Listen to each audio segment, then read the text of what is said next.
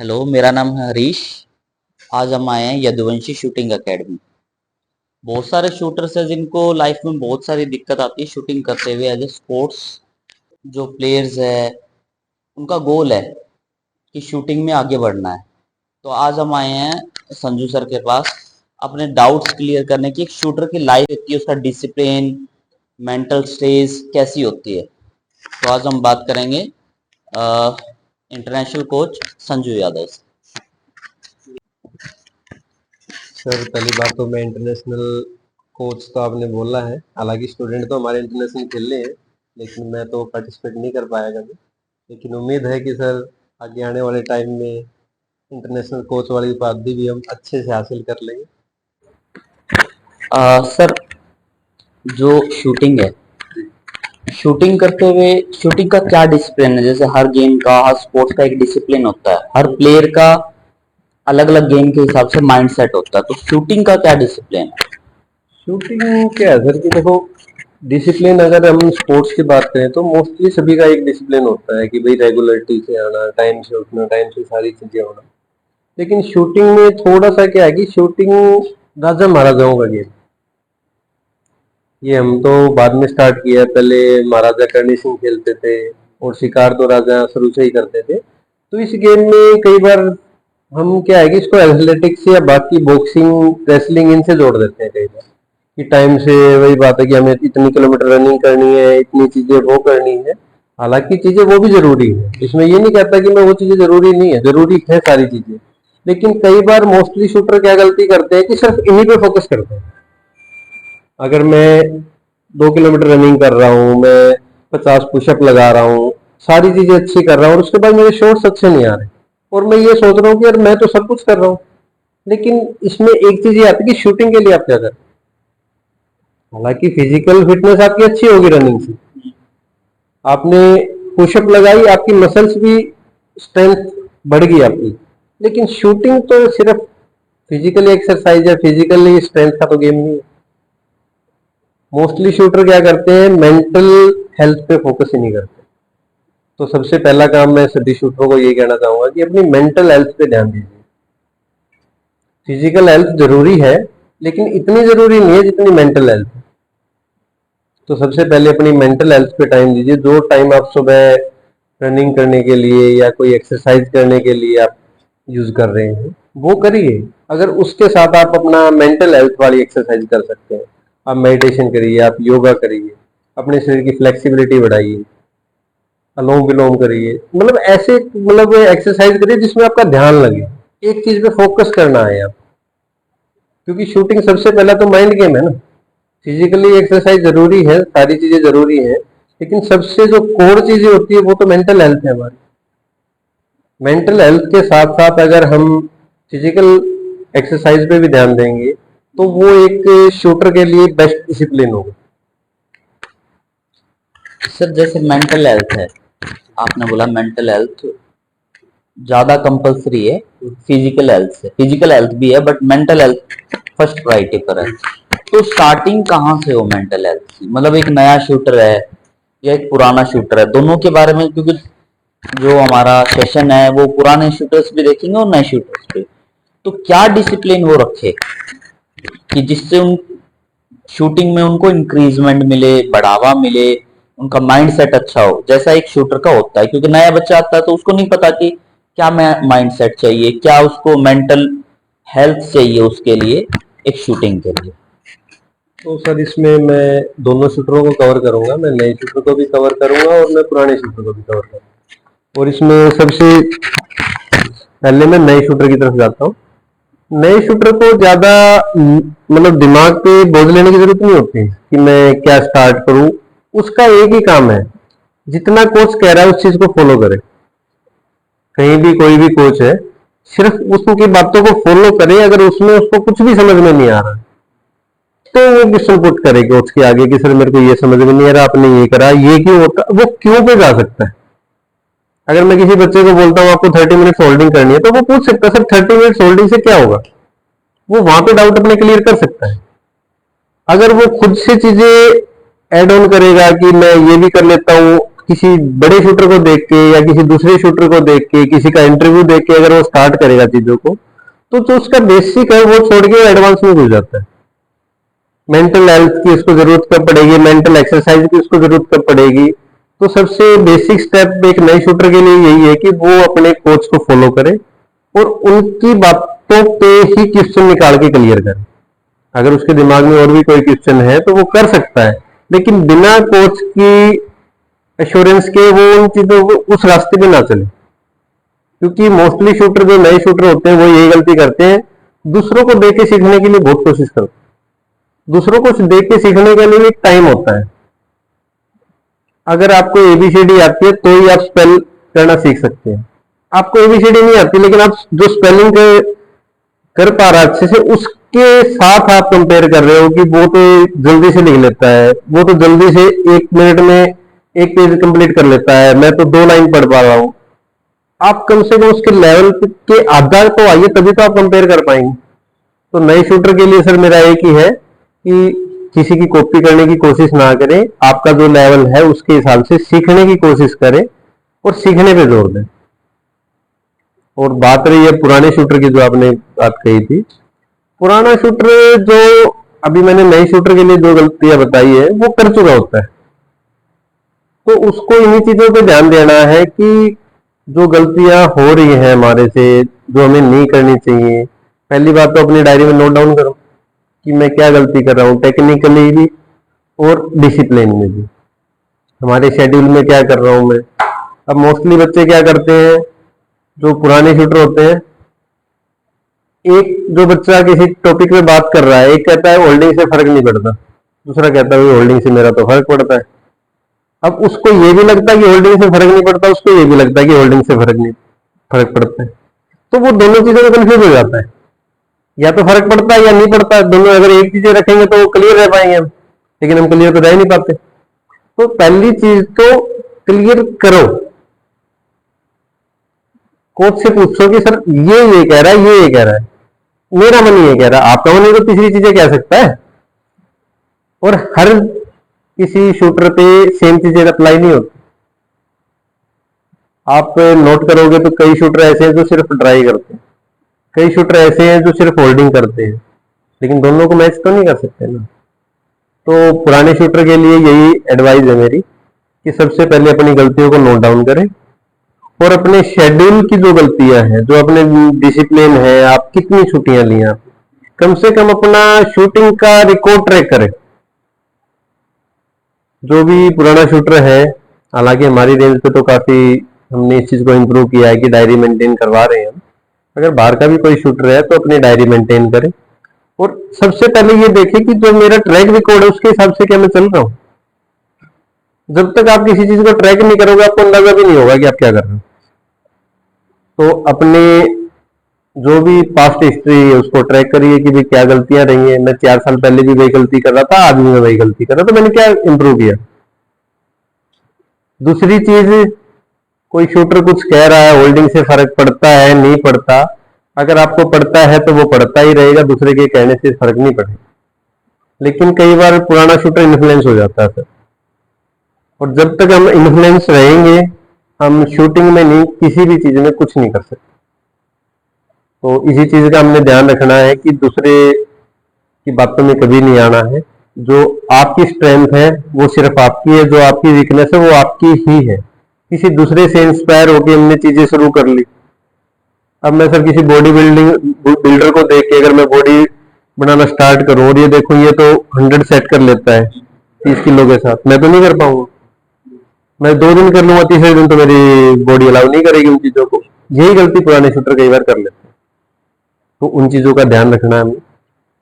और सर बाकी आपका जो सर, मेरा बैकग्राउंड मार्शल आर्ट से, मैं 20 साल से स्पोर्ट्स लाइन से, मैंने एथलीट किया है, मार्शल आर्ट किया है। तो एक दिन की वैल्यू होती है, 2 दिन की वैल्यू होती है, क्योंकि किसी भी कोई भी गेम मैंने जितने फिजिकल एक्सरसाइज के देखे हैं उसमें टेक्निक्स को मास्टर करना होता है।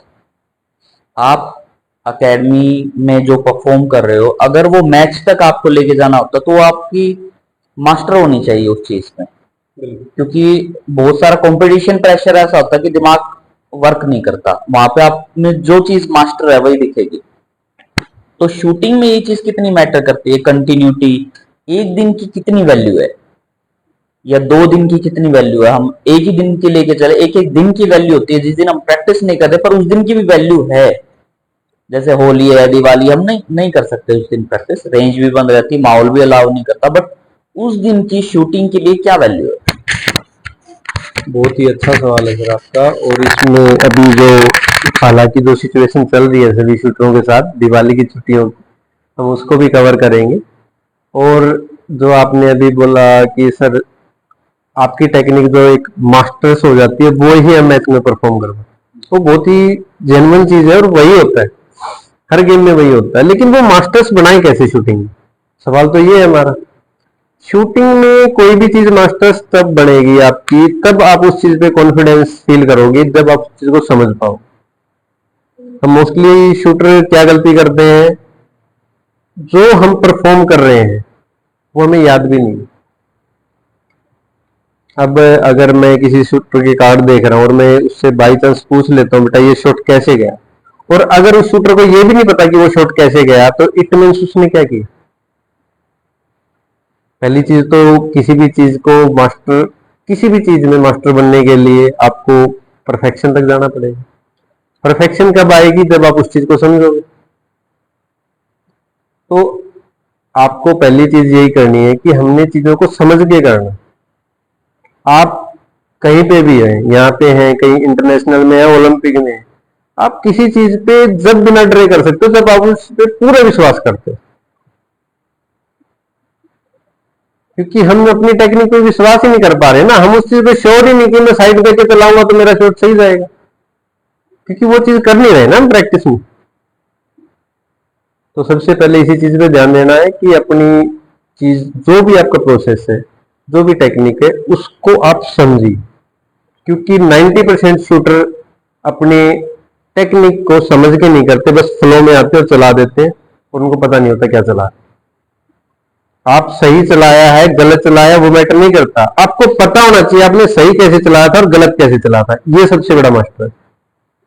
अब बात रही एक दिन की वैल्यू की, जो आपने अभी सवाल पूछा था, एक दिन की वैल्यू की अगर हम इसको देखो, पहली चीज तो दिन की वैल्यू का कोई मापक नहीं है मेरे पास, लेकिन फिर भी मैं इसको थोड़ा सा समझाने के लिए एक एग्जांपल देना चाहूंगा। अगर आप और मैं साथ में प्रैक्टिस कर रहे हैं और हमारा गोल सेम है, तो पहले मैंने बोला कंपेयर नहीं करना है, अब मैं कंपैरिजन की बात कर रहा हूं, तो थोड़ा सा इसमें कंफ्यूज नहीं होना आपने। अगर मेरे को आपसे जीतना है, आप मेरे से सीनियर हैं, आप मेरे से 10 साल पहले से शूटिंग कर रहे हैं, जो स्कोर मैं चाह रहा हूं वो आप मार रहे हैं, तो आपके लेवल पे आने के लिए मेरे को आपसे डबल मेहनत करनी पड़ेगी। तो पहली चीज तो जो हमने शेड्यूल बनाया है हमारा, वो एक दिन भी मिस नहीं होना चाहिए। वो एक दिन की वैल्यू, अगर आप एक दिन प्रैक्टिस नहीं करते हैं तो आपने 2 दिन खराब कर दिए। एक दिन तो जिस दिन हमने कुछ सीखना था वो भी खराब कर दिया हमने। दूसरा दिन जो हम कल वाला रिकवर करें, तो एक दिन की वैल्यू इतनी ज्यादा जरूरी है कि हम एक दिन अगर खराब करते हैं तो उसके एडवांस में हमने 2 दिन और खराब कर दिए। एक दिन तो जो पिछले वाला रिकवर किया हमने, एक दिन जो पीछे आज रिकवर करना था वो रिकवर किया, तो 2 दिन वो खराब किए, एक दिन की हमने छुट्टी ला दी, तो एक दिन आपको 3 दिन के बराबर पड़ेगा। अब बात रही छुट्टियों की, छुट्टियां कितनी करनी चाहिए, नहीं करनी चाहिए। छुट्टी लेने में कोई दिक्कत नहीं है किसी को, छुट्टियां लीजिए आप, लेकिन प्री प्लान छुट्टियां, समझ रहे हो ना मेरी बात। छुट्टी में कोई दिक्कत नहीं है किसी को, लेकिन वो छुट्टी प्री प्लान होनी चाहिए आपकी।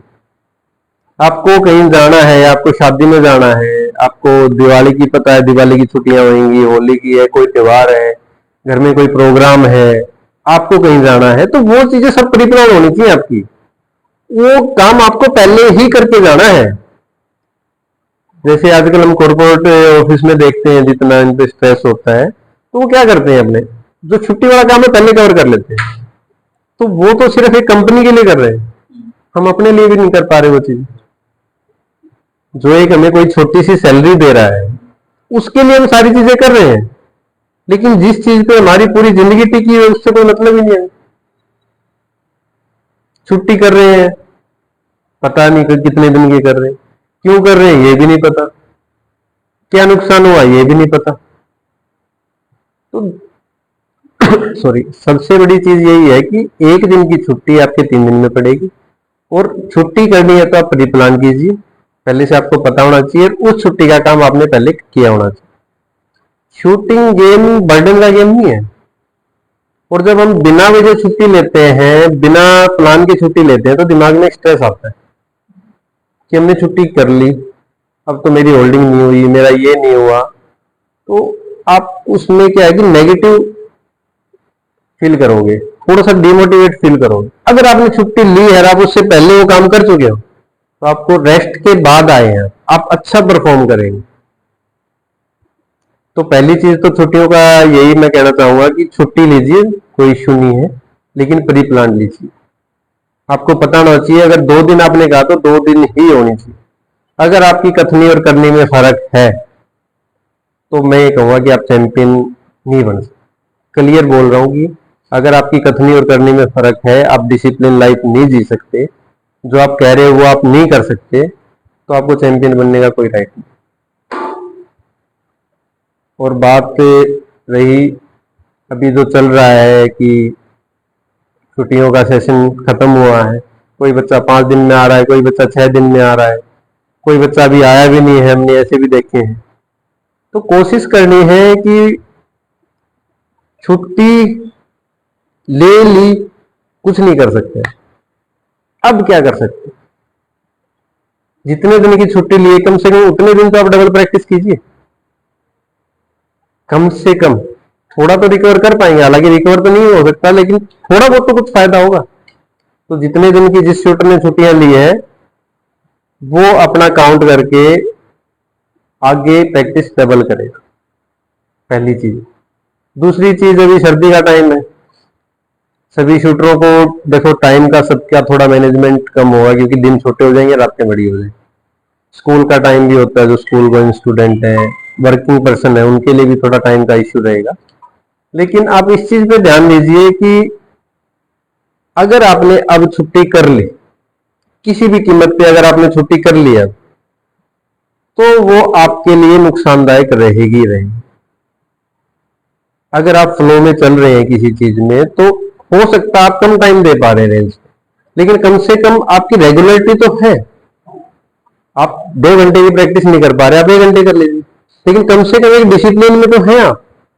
आपका माइंड सेट है कि आप वीक में 6 दिन नहीं आ सकते, आप 4 दिन आ जाइए। प्री प्लान छुट्टियों में कोई दिक्कत नहीं, क्योंकि शूटिंग में मोस्टली चीजें दिमाग से ही चलती हैं। जब हमें क्लियर है कि मैं छुट्टी से रेस्ट करके 4 दिन ही आऊंगा, तो कोई इश्यू आएगा ही नहीं। तो उस चीज में यही कोशिश करनी है हमने कि छुट्टी करूं तो कम करूं और प्लान के साथ करूं। और सर्दियों का जो भी हमारा शेड्यूल है स्कूल का है, बिल्कुल चीजों को छोड़ के नहीं बैठना है। जितना हम कर सकते हैं, बड़े बुजुर्ग एक चीज कह के गए हैं, सर, ना होने से थोड़ा कम हो जाए, ये बहुत ही बड़ी चीज है। तो बिल्कुल खत्म होने से, छुट्टी होने से अच्छा है कि हम 10-20 शॉट चला के चले जाए, कम से कम एक प्रोसेस तो हमारे दिमाग में रिवाइज हो। जिस दिन की हमने छुट्टी कर ली, अगर हमें 10-20 मिनट भी हमारे पास है, तो हम ड्राई कर लें। ड्राई भी अगर नहीं कर सकते, हमारा मूड नहीं, हम थके हुए हैं, तो कम से कम ट्रिगर प्रैक्टिस कर लें। कम से कम ट्रिगर प्रैक्टिस भी करते तो एक दिमाग में प्रोसेस तो आता है। तो इन चीजों का ध्यान रखना आपने। और अब सर अभी लास्ट सेशन के लास्ट में पहुंचे हैं, और कम शब्दों में कोई 3 ऐसी चीजें जो गोल्डन वर्ड्स जिनको बोलते हैं, कोई 3 ऐसी चीजें जो शूटर को करनी चाहिए कि उनसे एक दिमाग अलाइन हो जाए कि एटलीस्ट ये तो करना ही है मुझे, हर रोज, वीकली, या जैसा भी शूटिंग के लिए जो अच्छा है, जिसको इंटरनेशनल लेवल पर परफॉर्म करना है, मेडल निकालना है, उनके लिए 3 ऐसी चीजें आप बताइए जो शूटिंग में बहुत जरूरी है। सर, इसमें सबसे पहली चीज तो जो मैंने आपको बताया था कि शेड्यूल लाइफ आपने जीनी है, एक डिसिप्लिन लाइफ आपने जीनी है शूटर में, और एक प्री प्लान चीज पे ही वर्क करना है। दूसरी चीजें हमने एक्सपेरिमेंटल नहीं बनना ज्यादा। देखो कोई चीज अगर दिमाग में आ रही है वो हमें करके देखनी है, कोच से सलाह करनी है, लेकिन ज्यादा एक्सपेरिमेंटल नहीं बनना कि हर दिन मैं एक्सपेरिमेंट कर रहा हूँ। तो वो चीजें हमारा टाइम कम कर रही है। जो हमारा सीखने का टाइम था वो हमारा एक्सपेरिमेंट में निकल जाए, तो एक्सपेरिमेंट भी नहीं करना आपने। और तीसरी चीज, बस एक चीज का ध्यान रखना है कि हमेशा पॉजिटिव रहना है, और ऐसे ही आपने काम करने हैं जो आपको पॉजिटिविटी दे। वो आपकी डेली लाइफ का कोई भी काम हो सकता है। अगर आप किसी की मदद कर सकते हैं तो वो मदद कीजिए। मदद छोटी भी हो सकती है, बच्चे को टॉफी देने से लेके किसी को गाड़ी दिलाने तक हो सकती है, किसी गरीब की सहायता करने से हो सकती है। जरूरी नहीं कि पॉजिटिविटी पैसे से ही आती है, किसी के काम आ जाओ आप थोड़े बहुत। तो जब तक आपकी लाइफ में पॉजिटिव वाइब्स नहीं होंगी ना, आप किसी भी चीज को पॉजिटिव तरीके से नहीं देखोगे। अगर आज के दिन मेरे को कोई थप्पड़ मार रहा है और मैं उसको ये कहूँ कि नहीं, मैं तो, जैसे अभी थोड़ी देर पहले हमारी रेंज पे चल रहा था 2 बच्चों का, अगर मेरे को कोई थप्पड़ मार रहा है, मेरे को कोई गाली दे रहा है, और अगर मैंने उसका जवाब गाली से ही दे दिया, तो मेरे मेरे उसमें क्या फर्क रहेगा। और शूटिंग सारा दिमाग से ही चलता है। जब तक आप अपने दिमाग में कॉन्फिडेंस नहीं है, जब तक आप नहीं कर सकते, तो कोशिश करिए आप पॉजिटिव रहिए, एक्सपेरिमेंटल मत बनिए, और अपने अपनी शूटिंग प्रोसेस को ट्रैक कीजिए और डिसिप्लिन से रहिए। आपको रोकने वाला कोई भी नहीं है, आप सब चैंपियन बन सकते हैं। तो थैंक यू सर।